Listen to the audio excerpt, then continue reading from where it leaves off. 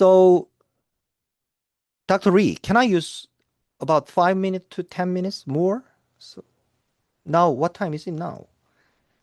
Okay, It's so, okay. 7:50. Yeah, 10 minutes is okay Okay, for thank you record. very much.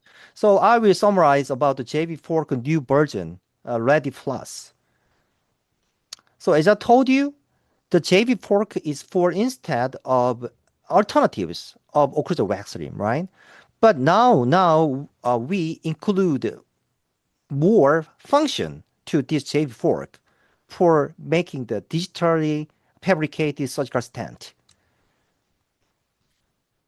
So I showed this how to use the JB fork. So I recommend to check one more time through the YouTube how to use the JB fork, yes, in your clinic. Okay, so I will skip.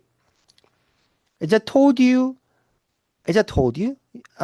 using the JB fork, you can draw Goldilocks tracing, but many portion of patient cannot draw it. At that time, you can many patients cannot draw like those kind of arrow shapes, you know. At that time, you can love you can add the ink on the tip of screw, and then you can use the tapping method or thumb and chin method like that. Continuous tapping or inducing the CR position using thumb and chin method. And you can see the blank mark here. So repeat it several times. If you can detect the same position that you had better believe that point is the CR point. Okay.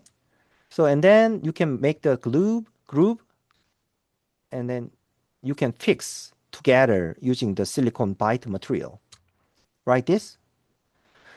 Wearing the JV fork, and then you can take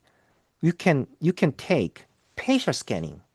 So to understand, so generally in edentulous patient, you cannot take a facial scanning, right? There was no merging point. But wearing the JV fork, the patient changed from edentulous patient to partially edentulous patient, having the anterior teeth. So if we use the high quality facial scanner like a lay facial scanner, so you can use 6 anterior teeth for merging the facial scan data and then impression data. So like this. This is JV4 scan file. This is facial scan file. And then using the 6 teeth, you can merge together. And then upper scan, lower scan also merge together to the JV4 scan file. And then you can make the abata, not B, V. So AVATA, so abata. So you can design based on the facial landmark and then the proper position of edentulous jaw. And then after design the denture, then you can make the temporary denture like this, delivered at the first visit of patient. So another function is Latiplus, you know. So I want to give you more information about these JV fork systems. So in future, we have many plans to do webinar for you continuously. So especially we are writing the books, yes, concerning this topic with DT Zhang and then Professor Sohyun Lee and me, and then we are summarizing every yes procedures using JV tray and J fork, yes, at that book. I expect that book will be published on May, and then I will translate that book to the English and another language. If you are interested in the translation that books, I always welcome, you know. So contact with me. Anyway, in many cases, when we make a surgical guide for implant placement in a completely edentulous patient, we usually need to existing denture, or we have to fabricate a separate device to record the jaw relationship, right?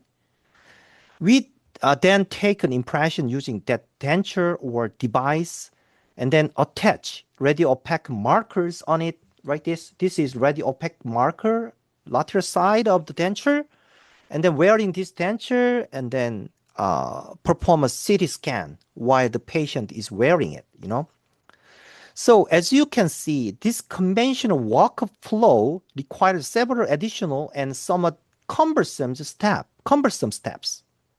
So I want to reduce these steps when you make the surgical stent. So if you use JB fork, this 6 teeth is ready opaque material. Screw is also ready opaque material. Putty, Putty, yes, I'm seeing the translation chat box now. So, it's strange. Do you know putty, right? Putty is also ready opaque material. So look at this video. So after wearing JB fork impression and then CT scan, that's all. So you can merge every data based on the JB fork landmark, the 60s, screw, and then silicone impression material surface. Using the JB fork, you can take facial scanning, right? Using this JB fork, you can merge everything. CT scan, combine CT data, and then scanning data, and then facial scanning data as well. So you can make a perfect avatar, yes, in future, now. So I want to show you this video briefly, and then I want to finish. Okay, this after the taking jaw relationship using the JB fork, and then taking the cone-beam CT, and then we can analyze the proper position of implant based on the perfect jaw relationships. Okay, you can see that the 6 teeth in cone-beam CT, the silicone surface in the cone-beam CT, and then you can detect, you can separate the scan file of the JB fork and then merge together. Okay, and then you can make the proper surgical stent using only cone-beam CT wearing JB fork. Many people are sleeping now. Sorry, so I want to skip this part, and then after making the surgical stent, and then I proceeded the implant insertion, like this. So, and then after finishing the implant insertion, and then using the JB tray at 2 weeks post operation, I took the final impression using JB tray for making the temporary denture. Okay. So that is conclusion slide. So anyway, JB tray and JB fork POPO would increase both the operators and patients' comfort and allow for the fabrication of well-fitting dentures, overdenture, or autonex in every case for edentulous patient. So you have to understand the fundamental prosthetic principles to apply this JB tray or JB fork. So we will continue to make the webinar in future for you. So if you have a chance, please attend this webinar continuously, and then I recommend to use or try one or second times of uses of this tray and JB fork in your daily clinic.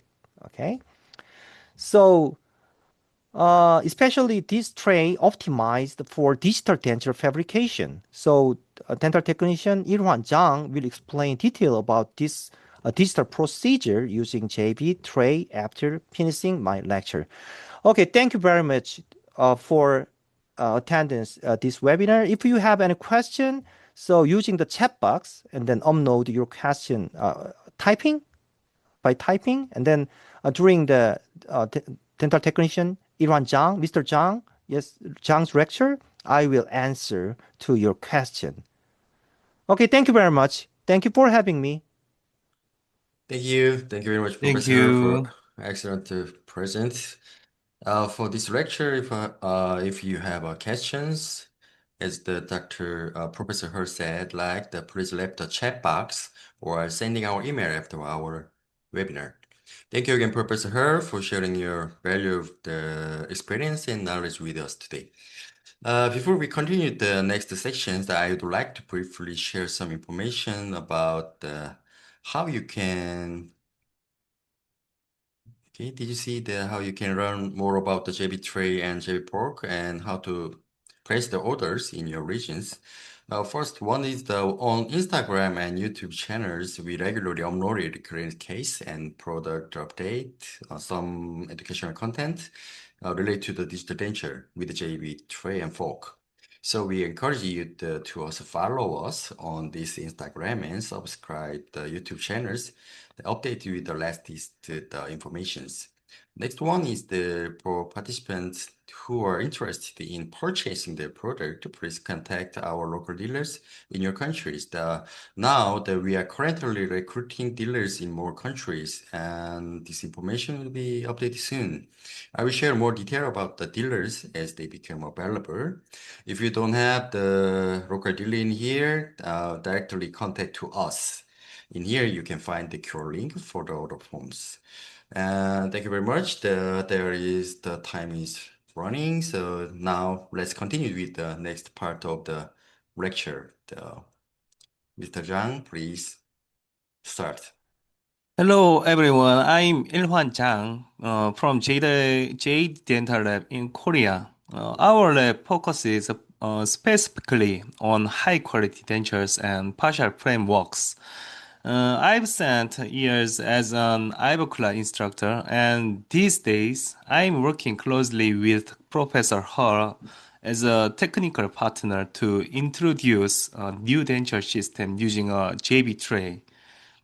I'm truly honored to meet all of you from around the world today. To be honest, my English is quite limited, so I'll be sticking to my script. If you have trouble following my speech, please feel free to follow those translate subtitles. I'll do my best to make this a great session for you. We'll begin from the point where the impression is taken in the clinic using the JB tray.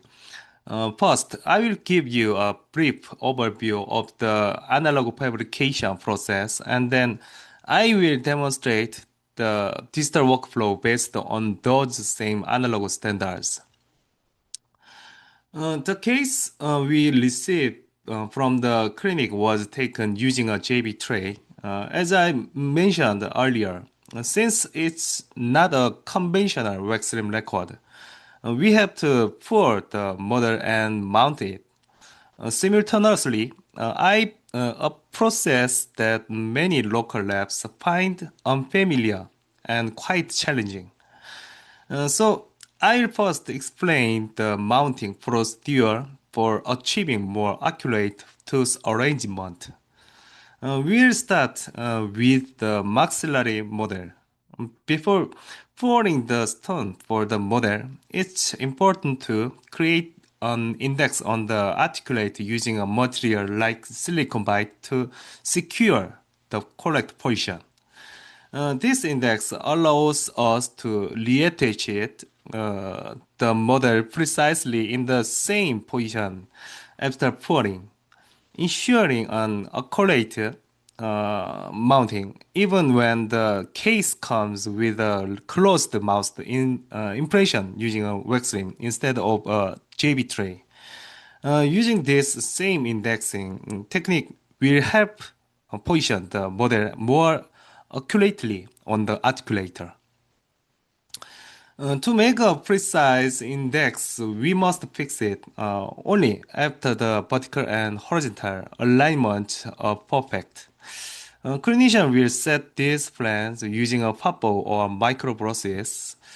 Always keep the median line in mind and make sure it stays right in the center from the frontal view. The same applies when using a pop-up or even a duplicated denture. You can follow the same reference points for setup. Of course, if the record was made using Ivocla's nasometer system, And the same principle applies as well. When viewed from behind, adjust the setup so that the paratophobia aligns with the center, and make sure the curves extending from both hamila notches are symmetrical around that center line. And this aligns with the theory that the line connecting both hamila notches is almost parallel to the occlusal plane. So it's a useful point to keep in mind. If the median line was accurately recorded from the front, you usually won't need much adjustment for the posterior alignment. Align the previously marked central point so that the median line passing through the midi-paratophobia runs right between the two paratophobia. When mounting, I prefer to use the FH plan as my reference to make the tooth arrangement process easier. It's generally accepted that the line connecting the labial border of the maxillary anterior region to the deepest buccal border of the posterior area is roughly parallel to the FH plane. Based on the concept, I preset the approximate angle before pouring the stone model to ensure proper orientation during mounting.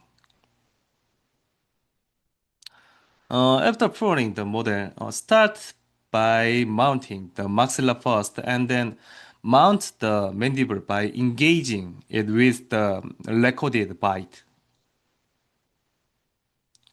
With both the upper and lower models mounted based on the FH plan like this, you're now ready to begin the tooth arrangement.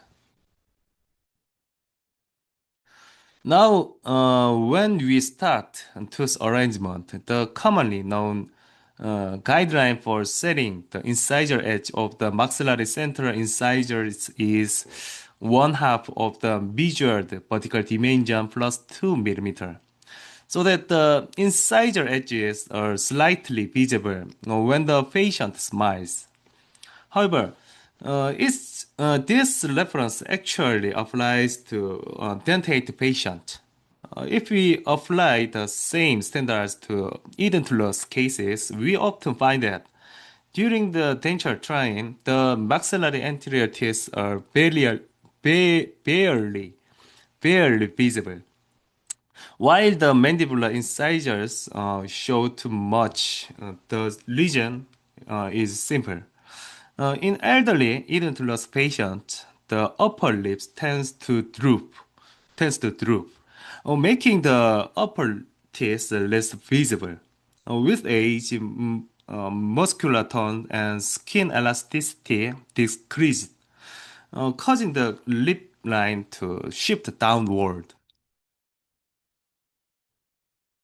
And for example, if the total vertical dimension is around 40 millimeter, as in this case, the conventional setup would place the maxillary central incisor at 22 millimeter and the mandibular central incisor at 20 millimeter.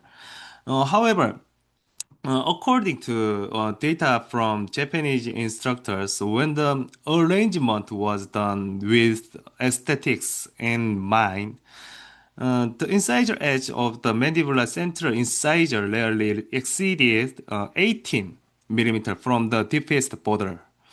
On average, the lower incisors appeared slightly shorter, while the upper incisors needed to be noticeable longer than the 1/2 plus 2 millimeter rule to achieve a more natural and useful appearance. I personally agree with this finding based on my own clinical experience as well. As you can see here, Compared to the conventional setup where the mandibular incisor edge was positioned at 20 millimeter within 40 millimeter vertical dimension, the updated approach placed it slightly lower, around 18 millimeter, while the maxillary incisor edge is positioned higher at about 24 millimeter instead of 22 millimeter. And this arrangement provides better anterior aesthetics following roughly a 6 to 4 ratio between the upper and lower incisor display. That's also the setup I used for this case. I know these numbers might sound complicated, but simply put, the goal is to position the upper incisors a bit lower so they are more visible and useful. Looking compared to the traditional standard, although we often say lower than by about 2 millimeter in actual clinical cases, I've found that sometimes even more adjustment is needed. And these days, I often measure the distance between the upper and lower incisor papilla and divide it by a 6 to 4 ratio to guide the arrangement, and I'll explain why a bit later. Based on this concept, I actually did a live tooth arrangement demonstration at the Daegu Dental Technician Society a couple of years ago, using a real clinical case. During the session, I lowered the maxillary anterior teeth about 2 millimeter more than the traditional setup, and many of the attendees commented that the teeth looked too low, too low.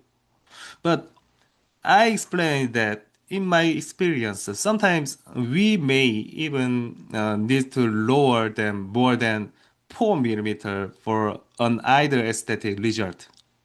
Of course, this is a personal opinion based on clinical experience, but it's something I've consistently observed in practice.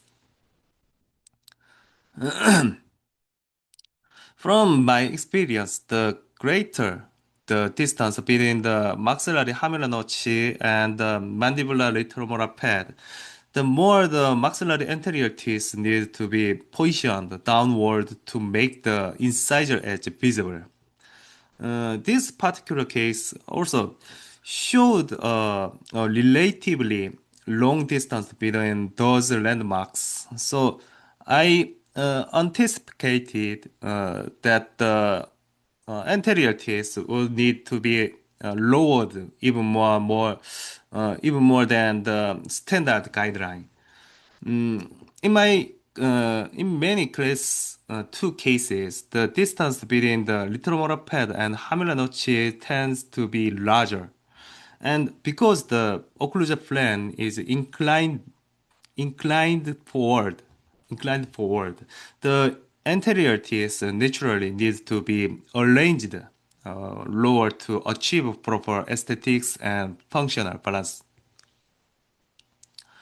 So, based on these guidelines, I completed the arrangement with the vertical dimension of 41 millimeter. I positioned the incisor edge of the maxillary central incisor at 24.5 millimeter, which is half of the VDO plus an additional 4 millimeter. And then proceeded with the train. As expected, during the train, the maxillary anterior teeth were not very visible, while the mandibular teeth showed quite prominently. So, before final curing, I adjusted the setup by lowering both the maxillary and mandibular teeth by about 2 millimeter, and then completed the curing process. As I expected, in a more relaxed MI position, with the lips slightly parted, the maxillary anterior teeth became slightly visible, which confirmed the proper incisor display. In the actual intraoral view, it looks like this, although the upper denture is mostly covered by the upper lip and not fully visible. It's actually made quite long, while the mandibular denture is relatively shorter. When the patient is in a relaxed position, the maxillary interior teeth should be slightly visible beneath the upper lips. This is facial view when the patient gives a slight smile. The anterior teeth are much more visible, giving a noticeably younger and more natural appearance compared to the previous dentures. The same principle applies even when a partial denture is involved. To achieve good aesthetics with more visible maxillary anteriors, the denture technician should first complete the setup and establish the overall reference before proceeding with the abutment work and partial frameworks fabrication. In this case, particular cases, the mandibular abutment originally had all the prostheses, as you can see here on the left photo. Because those older restorations were quite long, achieving more visible upper anteriors would have required raising the overall vertical dimension significantly. Unfortunately, we decided to replace the mandibular prosthesis as well. So we began by fabricating a temporary denture based on the new vertical and aesthetic reference, removed the old prosthesis, uh, and made shorter temporary crowns for adaptation. After that, we completed the final denture and PFM restoration following the same new reference. As a result, the maxillary anteriors became much more visible, giving the patient younger and healthier appearance. The arrangement was done exactly as planned, and the maxillary anterior tooth display turned out beautifully. This patient also had a severe class 2 relationship with a markedly uh, retruded mandible. But as is intended, the arrangement provided proper anterior tooth display while maintaining excellent lip support. Even though the mandibular anterior teeth were uh, brought slightly forward to harmonize with the maxilla, we were still able to achieve a stable and balanced occlusion. From then on, I began arranging all cases, including those combined with maxillary dentures, using this guideline that allows for greater anterior tooth display. The clinical feedback has been extremely positive. Even the temporary dentures are fabricated using the same reference, and once the patient adapts well, the final dentures are made following the exact same standards. The difference between showing more mandibular teeth versus more maxillary teeth is much greater than most people expect. When the upper teeth are more visible, the facial profile becomes livelier and more useful. So today, I've shared my experience on determining the incisor edge height of maxillary central incisors, supported by both theoretical background and clinical data.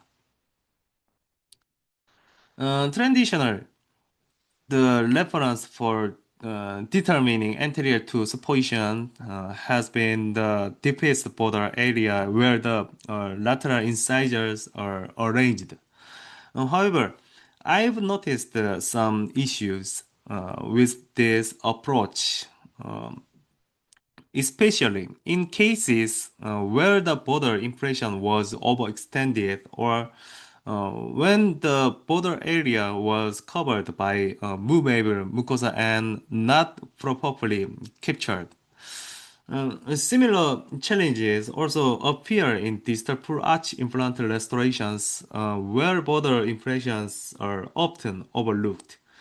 Because technically, we are fabricating fixed prostheses rather than conventional dentures.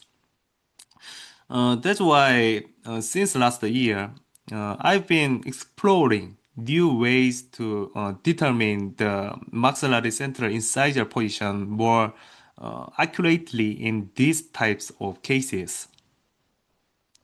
So I started reviewing photos of my previous tooth arrangement. From the earlier cases up to the recent ones, I compared the setups made using the lateral incisor border reference with those arranged based on the 6 to 4 ratio of the distance between the upper and lower incisor papilla. Interestingly, I found that there was no significantly difference between the two methods.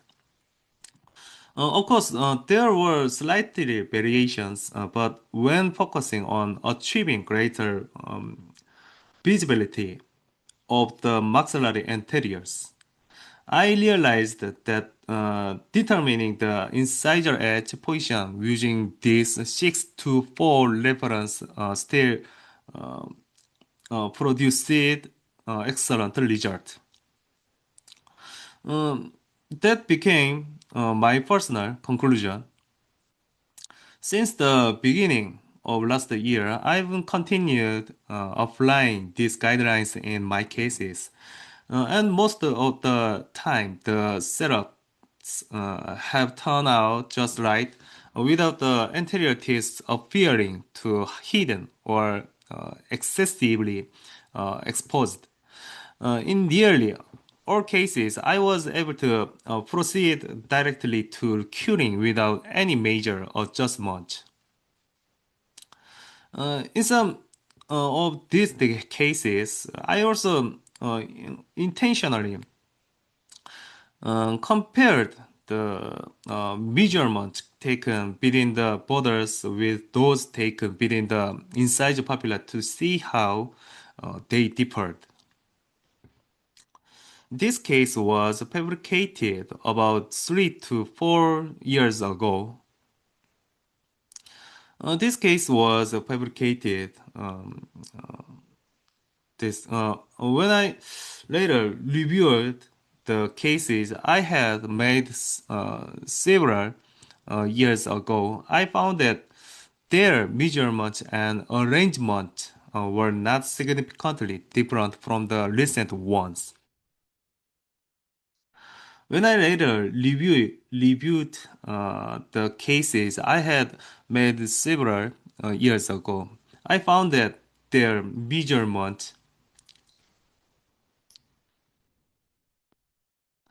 the cases being presented, no more also have the same ratio I had. Now that the incisor edge height has been established, the labial position of the maxillary central incisors is typically set about 10 to 12 millimeter anterior from the posterior border of the incisor papilla. Of course, this isn't a fixed rule for everyone, but it serves as a good average reference for most cases. We use the posterior border of the incisor papilla rather than each center because the papilla itself is a soft, compressive tissue that may deform slightly during impression taking. By referencing the most posterior point, we minimize the chance of positional error. Be sure to mark this reference point clearly on your maxillary model. Starting from the lateral incisor border area, position the accessory at the height corresponding to 24 millimeter, which is the half value plus 4 millimeter. Then arrange the maxillary central incisors. The labial projection was set to match the previously established 12 millimeter anterior reference. After arranging the central incisors, there is one more important step. When arranging the laterals and canines, the accessory should be tilted slightly during setup. That's because of the smile line. Since the mounting is done based on the FH plan, if we arrange the laterals and canines at a 0-degree angles, the canines will look drooped or fang-like when viewed from the front, almost like Dracula teeth. Naturally, the posterior teeth would also appear to slope downward, which could lead to several aesthetic and functional problems. For the anterior region, we keep the same height as the central incisors, but in the posterior region, from the hamilla notch to the occlusal plane, the average height difference is known to be about 5 to 7 millimeter. So by tilting the accessory by roughly 5 to 7 millimeter, you can achieve the proper inclination. At the point, the tilted plane of your setup plate can be considered the vertical occlusion plane, corresponding to the FH plane mount on the articulator. From the front top of the view, it would like this. The labial surfaces of the central incisors should be arranged so that they appear most prominently when reviewed from the front. Both number 11 and 21 should have their incisor edges cut parallel to each other, forming a straight line. This arrangement ensures that the labial surfaces of the centers are highly visible from the front, creating a natural and aesthetic smile. When such a denture with well exposed central incisors is placed in the mouth, it gives the patient a healthier and more useful appearance. Coming back to the setup, from the lateral incisors give a slightly inward bend and position them so that their mesial surfaces are just slightly overlapped by the central incisors. When viewed from above, this creates a noticeable step. But from the frontal view, it doesn't look like there's any intentional overlap or height difference. It appears completely natural. Then continue arranging the canines in harmony with the dental arch form. From the frontal view, it looks like this. After arranging the central incisors, I adjusted the tilt angle just like the occlusal plan before arranging the laterals and canines. The mesial edge of each lateral incisors slightly overlaps the central incisors. And I also raised the distal edge of the lateral a bit to bring out a more natural smile line. As for the canines, if their incisor edge is arranged to labially, the cervical area sink inward, which can make the gingival contour of the denture look awkward or unnatural. Since the root contour of the canine is already quite convex, it's better not to labially tilt it too much. Instead, gently lower it inward for a smoother and more natural form. You can start arranging the mandibular teeth either from the canines, aligning them with the maxillary six anteriors, or simply from the central incisors. Both methods are fine. In my cases, since I had already matched the artificial tooth size beforehand, I started the setup from the mandibular central incisors and continued sequentially. I provided an overjet of about 1.5 to 2 millimeter. And the most important point here is that the cervical area of the mandibular anteriors must always be positioned directly over the mandibular ridge. There isn't a single absolute rule that dictates exactly where each artificial tooth must be placed.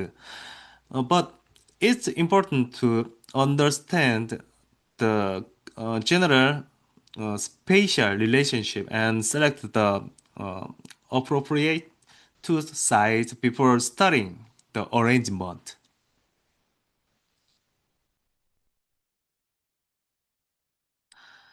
When arranging the posterior teeth, remember the arch form should never be narrowed. Improper arch within in the mandibular posterior region is one of the main causes of functional problems in denture use. Following the found line we just established, ensure the teeth are arranged without crossing the line, while still maintaining adequate tongue space. Arrange the premolar and molars so that their central groups align with the neutral zone. When arranging the posterior teeth, you must incorporate both the curve of Wilson and the curve of Spee. But honestly, trying to increase these curves by eye is pure fantasy. It's nearly impossible to achieve an accurate curvature that way. If the curves are distorted, it becomes impossible to establish a proper balanced occlusion. That's why it's essential to use a setup accessory or arrangement template to ensure accuracy. For positioning, the template align the anterior end with the distal slope of the canine cusp, and the posterior and around two-thirds to two-thirds of the retromolar pad if the height of the right and left retromolar pad differ. Always use the higher little pad as your reference point.